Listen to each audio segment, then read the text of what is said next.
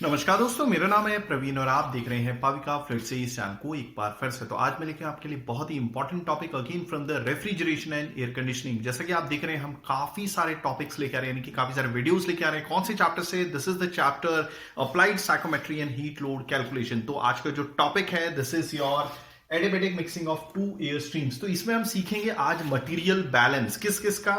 Humidity यानी कि specific humidity का मैं बताऊंगा स्पेसिफिक ह्यूमिडिटी क्या होती है। एंथैल्पी, किसकी एंथैल्पी? यानी कि heat content of the system. अब ये एक्चुअली जो हीट कंटेंट है ये किसका है? ये 1 केजी ड्राई एयर में कितने किलो जूल की एनर्जी है। ठीक है, साइकोमेट्रिक चार्ट की हेल्प से हम देखेंगे और उसका मेटल बैलेंस निकालेंगे। ठीक है, अगर हम दो अलग अलग स्ट्रीम्स को जो आ रही है एज अ स्ट्रीम 1 स्ट्रीम 2, अगर वो मिक्स होकर स्ट्रीम 3 बनती है तो हम कैसे मेटल बैलेंस देखेंगे। देखिए, मेटल बैलेंस एक सब्जेक्ट है जो ज्यादातर केमिकल इंजीनियरिंग या केमिकल के जो स्टूडेंट्स हैं उनको समझाया जाता है, बट ये मैकेनिकल इंजीनियरिंग में भी उतना ही जरूरी है। ठीक है, और तीसरा हम यानी कि मेटल बैलेंस देखेंगे, that is your mass balance. वैसे तो मैंने बता दिया, बट आगे बढ़ने से पहले अगर आपने मेरे चैनल सब्सक्राइब नहीं किया तो प्लीज ये आपसे बहुत बड़ी सी रिक्वेस्ट कि आप मेरा चैनल सब्सक्राइब कीजिए, लाइक एंड शेयर करना मत भूलिएगा, ताकि मैं ऐसी एजुकेशन वीडियोस आपके लिए हमेशा हर पल लेके आता रहूं।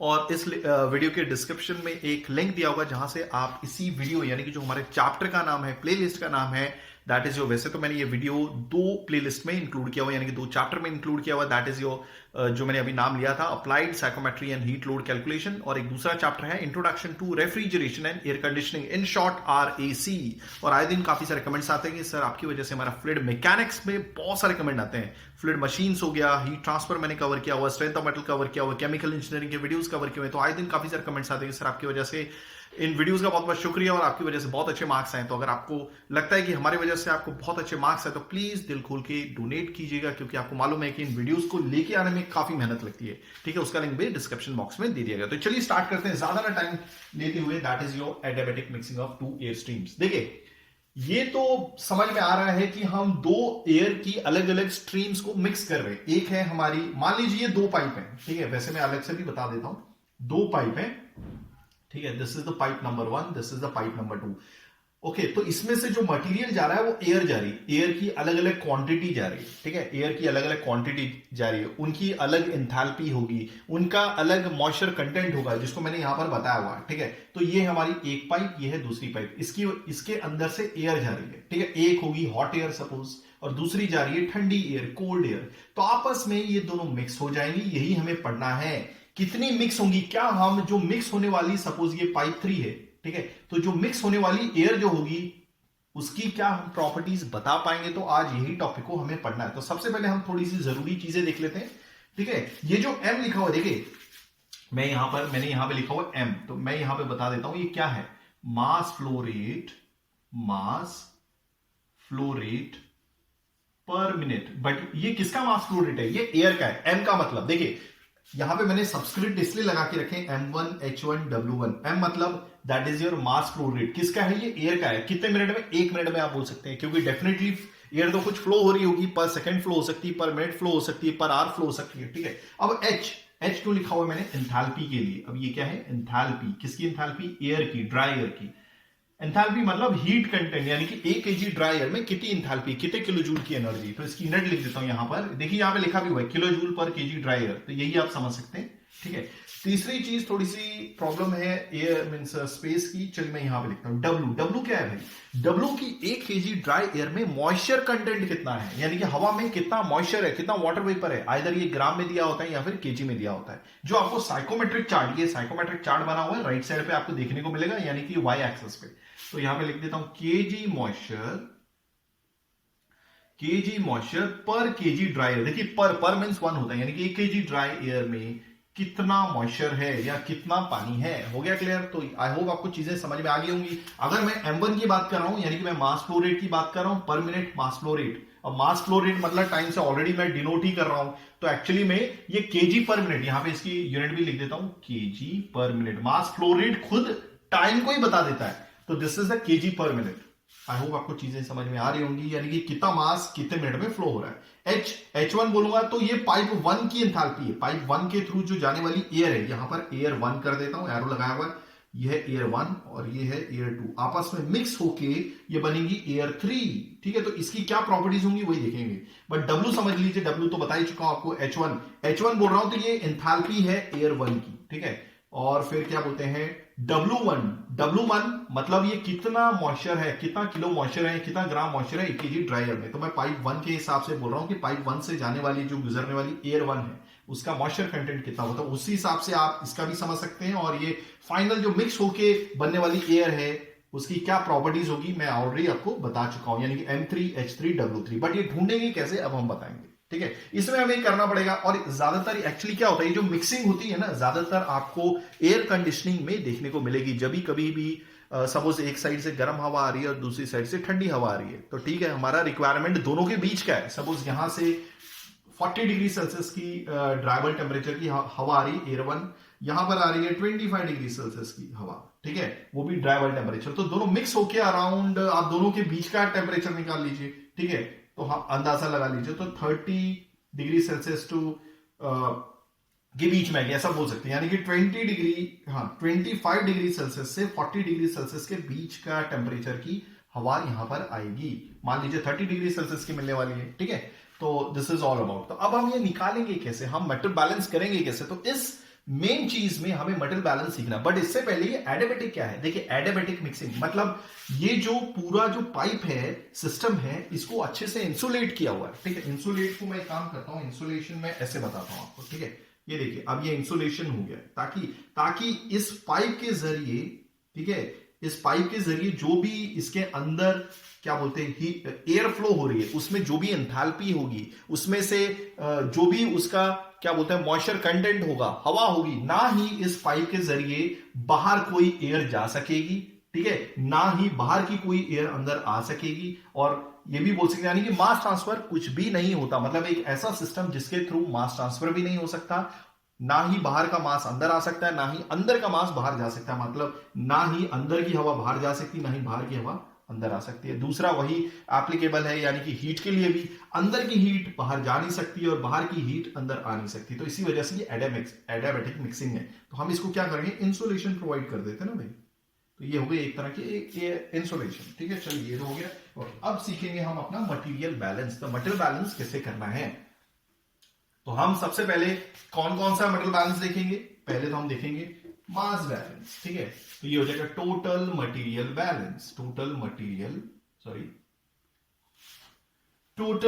Balance, total, let me check everything is working fine, या टोटल मटेरियल बैलेंस दिखेगा, मटेरियल बैलेंस। ओके, अब आपने देखा होगा, देखिए हमेशा आपने देखा होगा कि जितना इनपुट होता है उतना ही आउटपुट भी होता है।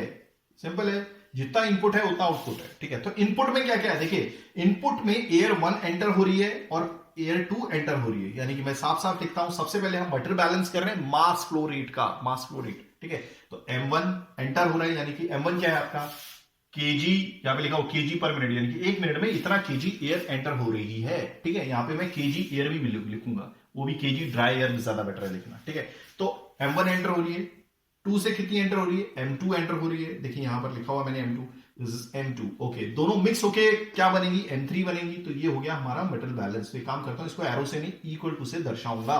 तो ये हो गई हमारी इक्वेशन 1 हो गया। अब हम देखेंगे मटेरियल बैलेंस ऑफ एंथैल्पी, यानी मटेरियल बैलेंस ऑफ हीट, किसका, ड्राई एयर का। तो मैं नेक्स्ट लिखता हूं मटेरियल बैलेंस ऑफ एंथैल्पी। ये एंथैल्पी किसकी है, ड्राई एयर की, एंथैल्पी ऑफ ड्राई एयर। अब देखिए, अब इसकी यूनिट से आप समझ जाएंगे, यूनिट क्या बोलती है, कहां लिखा मैंने, हाँ यूनिट है किलो जूल पर केजी ड्राई एयर। अब देखिए मतलब इतने किलो जूल की एनर्जी है 1 केजी ड्राई एयर में, यही बोलती है। ओके, तो 1 केजी ड्राई एयर मैं लेता हूं, 1 केजी ड्राई एयर में अगर इतने किलो जूल की एनर्जी, अभी सपोज एग्जांपल ऐसे रहने दीजिए, इतने किलो जूल की एनर्जी है, सपोज H की एनर्जी है, क्लियर हो गया, H की है। ठीक है, यहां पे लिख देता हूं, एंथैल्पी को हम H से डिनोट करते हैं। मान लीजिए अब ये यूनिट बता रहा है कि 1 केजी, ये रही, हाँ 1 केजी ड्राई एयर के पास इतने किलो जूल की एनर्जी है, सपोज हम इसको H से डिनोट कर देते हैं। ठीक है, हो गया। तो आपको पता है कि एयर 1 में जो एंटर करने वाला मास फ्लो रेट है वो कितना है, हमारा रिलेशन ये बोलता है कि 1 केजी ड्राई एयर में h किलो जूल की एनर्जी है। याद रखिएगा ये यूनिट है, ठीक है।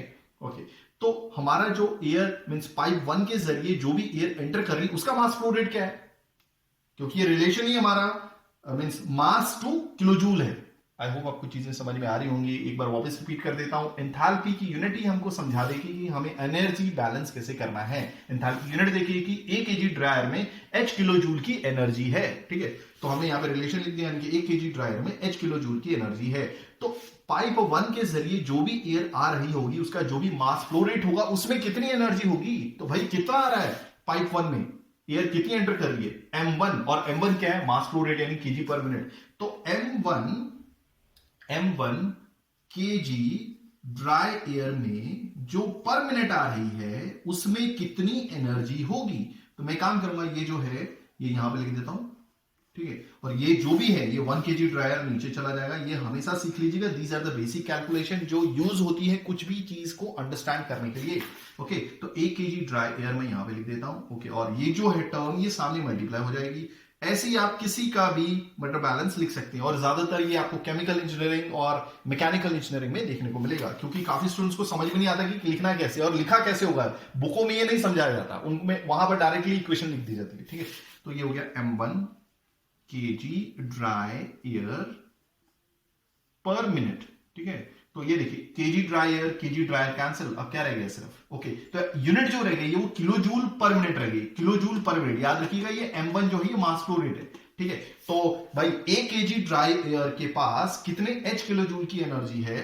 तो स्ट्रीम 1 यानी कि जो स्ट्रीम 1 जो पाइप 1 है उसके जरिए जो मास फ्लो रेट आ रहा था m1 उसके पास कितनी एनर्जी होगी, यानी कि m1 केजी ड्राई एयर जो पर मिनट में आ रही थी उसके पास कितनी एनर्जी होगी। तो कितनी होगी भाई h m1, बाकी तो क्या है वो यूनिट है किलो जूल पर मिनट। तो मैं यहां पे क्या लिखूंगा, ठीक है। तो यानी कि जो इनपुट है, ठीक है, तो यहां पर भी वही चीज लगने वाली, input is equal to output enthalpy balance में। तो एंथैल्पी कितनी आ रही है, जो एयर 1 की एंथैल्पी कितनी है वो है enthalpy h into m1, h into m1 हो गया। इसकी यूनिट क्या होगी आप लिखेंगे तो भी चलेगा, नहीं लिखेंगे कोई प्रॉब्लम नहीं है, बट इसकी यूनिट होगी किलो जूल पर मिनट। वैसे ही मैं, ठीक है, तो ये प्लस होगा किसके साथ, क्योंकि आपका जो एयर 1 है किसके साथ मिक्स हो रहा है, एयर 2 के साथ। तो वैसे ही मैं इसकी भी एंथैल्पी लिख लूंगा जो भी एयर 2 है। तो कैसे लिखूंगा, ऐसे ही h, याद रखिएगा यहां पर जो मैं h यूज कर रहा हूं, ठीक है, एयर 1 के लिए वो h1 है तो यहां पर भी h1 लिखूंगा, ठीक है। ये तो जस्ट समझाने के लिए था कि h इंटू m1 लिखना है। क्लियर हो गया। ओके, एक काम करता हूं यहां पर मैं सब्सक्रिप्ट नहीं लगाता इतनी जल्दी। m केजी ड्राई एयर जो 1 मिनट में आ रही है यानी कि पर मिनट में आ रही है उसके पास कितनी एनर्जी होगी, तो h इंटू m लिख सकते हैं। ओके, अब जिस हिसाब से क्योंकि जो एयर आ रही है उसकी एंथैल्पी क्या बोलते हैं, वैसे general formula h into m है, तो यहां पे मैं लिख सकता हूं h1 m1। वैसे ही मैं जो एयर 2 है उसकी एंथैल्पी क्या है, फॉर्मूला तो हमारे पास है h into m, so this is your h2 m2। Okay, और इसकी यूनिट भी किलो जूल पर मिनट ही होगी। तो याद रखिएगा जो आउटपुट में जो एयर मिक्स होके बनने वाली है यानी कि स्ट्रीम 3 वो भी ऐसा ही होगा, क्योंकि आउटपुट में सिर्फ एक ही थर्ड एयर आ रही है जिसकी जो एंथैल्पी होगी दोनों को मिक्स होके आएगी। Okay, so that will be h3m3। I hope आपको चीजें समझ में आ गई होंगी। क्लियर हो गया। आई होप आपको बहुत अच्छे से समझ में आ गया होगा। अब हम मेटल बैलेंस लिखेंगे किसका, मॉइस्चर कंटेंट का, metal balance of moisture content, ठीक है। तो चलिए मैं इसको मिटा देता हूं, ये तो जस्ट समझने के लिए था। ओके, चलिए आगे बढ़ते हैं। ओके, ये 30 में हटा देते हुए किसी काम करेंगे, ठीक है। तो यहां पे लिखता हूं, थोड़ा सा स्पेस का प्रॉब्लम है। So metal balance, material balance of, this is water vapour और मॉइस्चर कंटेंट, वाटर वेपर और मॉइस्चर कंटेंट हो गया ये, ठीक है। तो अभी कैसे लिखेंगे, देखिए सिंपल सी बात है, वही यूनिट देख लीजिए। अब मॉइस्चर कंटेंट के लिए 1 केजी ड्रायर में इतना केजी मॉइस्चर है, ठीक है। तो मैं यहां पे लिखता हूं 1 केजी ड्राई एयर में कितना मॉइस्चर है, W केजी मॉइस्चर है। तो भाई आपकी एयर कितनी आ रही है, आपकी एयर आ रही है एयर 1 में, ठीक है। कितनी आ रही है, जनरल अभी मैं जनरल ले रहा हूं, कितनी एयर एंटर हो रही है m। फिलहाल मैं कोई ये नहीं बोल रहा हूं कि एयर 1 के थ्रू कितनी क्या मास फ्लो रेट है, एयर 2 के थ्रू कितना मास फ्लो रेट है। अब हम सिर्फ इतना जनरली बात करें, यानी कि 1 केजी ड्राई एयर में W केजी मॉइस्चर है, तो दैट मीन्स आपका एयर फ्लो रेट क्या है वो m को बताता है, ठीक है। यानी कि इतना केजी ड्राई एयर 1 मिनट में आ रहा है। तो m KG dry air, m kg dry air जो 1 मिनट में आ रहा है, उसके पास कितना केजी मॉइस्चर होगा, क्योंकि हमारे पास रिलेशन आ गया है तो मैं सिंपली यहां पे वही लिखूंगा जो जैसे मैंने एंथैल्पी बैलेंस किया है। ठीक है, तो W kg मॉइस्चर, और याद रखिएगा ये इसकी यूनिट है। ठीक है, मॉइस्चर, ये वाली चीज नीचे आ जाएगी 1 kg ड्राई एयर। ओके, और ये वाली चीज सामने मल्टीप्लाई हो जाएगी, m this is kg dry air पर मिनट। तो याद रखिएगा ये kg ड्राई एयर कैंसिल, क्या पास रह गया आपके पास, क्या रह गया, W इंटू एम, यानी कि इतना kg मॉइस्चर होगा, W इंटू एम यानी कि WM kg मॉइस्चर होगा। ठीक है, ओके, यूनिट क्या होगी, kg मॉइस्चर पर मिनट, यानी कि 1 मिनट में इसके पास इतना kg मॉइस्चर होगा। क्लियर हो गया? ओके, तो अब हम अगर मेटल बैलेंस लिखते हैं तो आपको मालूम है that is input is equal to output. ठीक है, अब इनपुट में दो स्ट्रीम आपस में मिक्स हो रही है। ठीक है, ओके, तो इनपुट में जो हमें वाटर कंटेंट लिखना है या मॉइस्चर कंटेंट लिखना है स्ट्रीम 1 के लिए, वो क्या होगा, W into M. So therefore अगर मैं स्ट्रीम 1 के लिए लिख रहा हूं तो that will be W1 M1। Okay, दूसरी स्ट्रीम कौन सी एज ए इनपुट जा रही है, प्लस योर W2, ये लिखूंगा ये W2 into M2। Okay, equal to, दोनों मिक्स होकर क्या बन रही है, W3 M3। आई होप आपको चीजें समझ में आ गई होंगी। तो ये हुए हमारी थर्ड इक्वेशन। अब मैं क्या करूंगा, अब मुझे क्या पता करना है कि ये W3 की वैल्यू एक्चुअल में होगी कैसे कैलकुलेट। देखिए अभी बता देता हूं। हम क्या करेंगे, इक्वेशन 1 को यूज करके M3 को रिप्लेस कर देंगे M1 और M2 से, और इक्वेशन 1 में पुट करूंगा इक्वेशन 2 में भी, और यही इक्वेशन में पुट करूंगा इक्वेशन 3 में भी। तो एक काम करता हूं, फिलहाल मैं इसको मिटा देता हूं, जल्दी से देख लेते हैं आगे क्या होने वाला है। ठीक है, देखिए मैं एक करके बताऊंगा तो आप दूसरा भी समझ आएंगे। मैं क्या करूंगा, इस इक्वेशन 1 को मैं, चलिए इस इक्वेशन में पुट करता हूं। देखिए, तो मैं क्या कर रहा हूं, पुट इक्वेशन 1 इंटू 2। ठीक है, ओके, तो देखिए M3 को मैं रिप्लेस करा M1 M2 से, तो H1 M1 plus H2 M2 equal to H3। अब M3 की जगह मैं क्या डाल दूंगा, M1 प्लस M2 हो गया। सो यहां पे लिख देता हूं H1 M1 plus H2 M2 equal to H3, अंदर मल्टीप्लाई कर दिया M1 प्लस H3 M2 हो गया। अब मैं क्या कर रहा हूं, M1 बाय M2 का रेशियो निकाल रहा हूं। तो सबसे पहले मैं जो लाइक टर्म्स है उसको इकट्ठा करूंगा। कौन सी like terms, okay, M1 M1 को इकट्ठा करता हूं, H1 M1, ये H3 M1 है तो यहां पे बुला लेता हूं H3 M1। ओके, यहां पर क्या था, H3, ये 3 था, H3 M2। ओके, इसको मैं वहां ले लेता हूं क्योंकि इसमें भी क्या है, M2 है, माइनस H2 M2। ठीक है, ओके, अब मैं इसी चीज को यहां पे लिखता हूं। एक काम करूंगा, M1 कॉमन निकाल लेता हूं, M1 कॉमन निकाल लिया, H1 minus H3। Okay, equal to, यहां पे क्या है, M2 कॉमन निकाल लेता हूं, H3 माइनस H2। ओके, अब मैं क्या करूंगा, M1 बाई M2 का रेशियो निकाल दूंगा, M1 और M2 नीचे ले लूंगा। ओके, तो यहां पे क्या रह जाएगा, H3 minus H2 upon H1 minus H3। तो ये आ गया हमारा रेशियो। आई होप आपको चीजें बहुत अच्छे से समझ में आ गई होंगी। ठीक है, ओके, तो वैसे ही मैं अब अगर मॉइस्चर कंटेंट के हिसाब से एक रेशियो निकालो तो M1 बाय M2, इसी को देख के मैं लिख सकता हूं that is W3 minus W2 upon W1 minus W3। It's very easy. ठीक है, तो ये हमारा दूसरा रिलेशन भी तैयार हो गया है।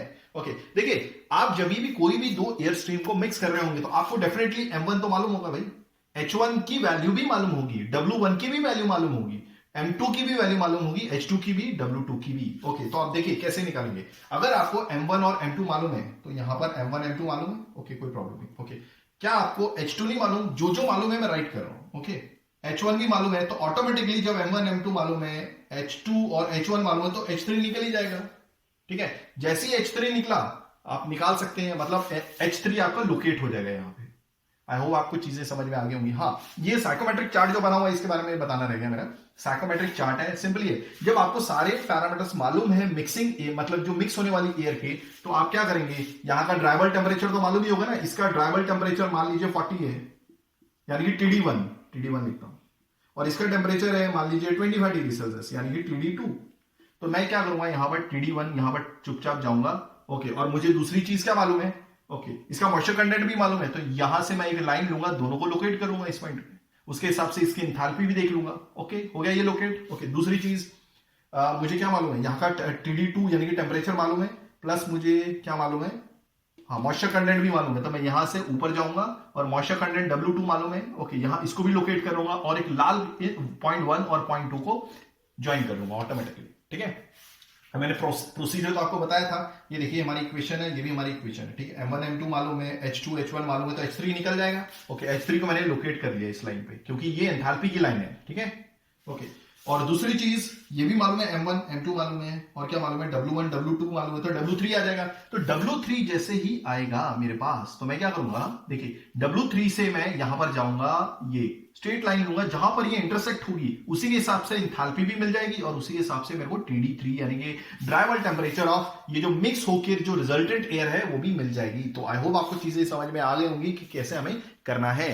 ठीक है, अब हम इसे और समझेंगे जब हम न्यूमेरिकल करेंगे। तो आई होप आपको बहुत अच्छे से चीजें समझ में आ गई होंगी, और अगर आपको कुछ कमेंट्स होंगे तो आप कमेंट्स कर सकते हैं। मैं पूरी कोशिश करूंगा टाइमिंगली आपके कमेंट्स का जवाब देने की, और मैं ऐसे ही मीन्स बहुत अच्छे अच्छे वीडियोस आपके लिए लेके आऊंगा। तो थैंक्स फॉर वॉचिंग, धन्यवाद, थैंक यू।